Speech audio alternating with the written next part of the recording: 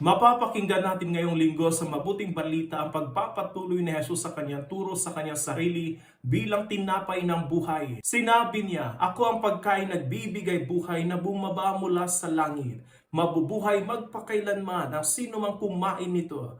At ang pagkain ibibigay ko sa ikabubuhay ng sanlibutan ay ang aking laman." Ngunit makikita natin na nagtalo-talo ang mga tao at sinabi, paano may bibigay sa atin ng taong ito ang kanyang laman upang kanin ito? Ang mga sinaunang mga Kristiyano ay kinukonsidera bilang mga kriminal ng mga Romano dahil sila daw ay kumakain ng laman. Kung tayo ay sumasampalataya na si Jesus ay Diyos, walang dahilan para tayo ay magduda sa kanyang sinabi at sa kanyang tunay na presensya sa banal na Eucharistia. Ang turo ni Jesus tungkol sa Eucharistia ay hindi tungkol sa paghahanap ng pruweba para patunayan at ipaliwanag ito, kundi patungkol ito sa pananampalataya. Sa taong walang pananampalataya, ang turong ito ay hindi katanggap-tanggap. Pero sa taong puno ng pananampalataya, ang turong ito ay kapani-paniwala. Kaya sa banal na Eucharistia, sumampalataya tayo sa tunay na presensya niya, na siya mismo ang ating tinatanggap. At gaya ng sinabi niya, mabubuhay magpakailanman ang sino mang kumakain nito.